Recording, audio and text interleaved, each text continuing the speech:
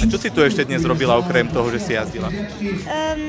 No pretekala, potom som papala, výborné jedla a potom sa Amalka bola namaľovať.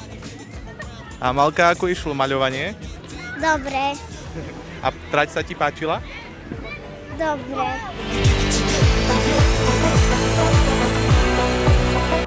Ako sa cítiš pred štartom? Dobre sa cítim, ťažká trať bude. A čo hovoríš na trať? Už si ju prešiel? Áno, veľmi dobrá, parádna.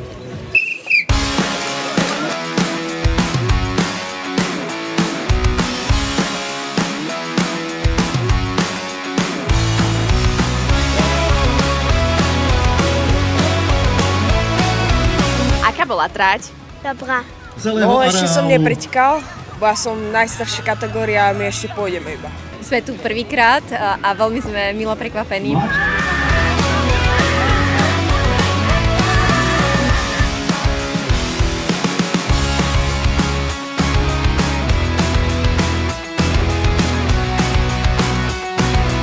Sme radi, že organizátori si vybrali náš areál, ktorý žije športom, zime bežeckým lyžovaním a v lete cyklistikou, keďže okrem tejto akcie, krásnej akcie detskej tur Petra Sagana 29. augusta robíme tú časovku do vrchu na cestných bicykloch a 19.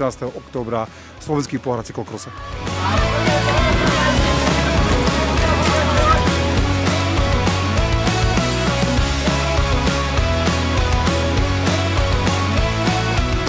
Momentálne Slovenská sporiteľne ponúka také detské karty, také svietiace. A tieto účty sú vlastne od 6 do 14 rokov. Budúcnosť je vaša, tento slogan vystihuje to, že myslíme do budúcnosti. Aj digitálny svet bankovníctva Slovenskej sporiteľne sa vyvíja aj týmto smerom, o čom svedčí aj teraz v súčasnosti tá blikajúca karta pre naše deti.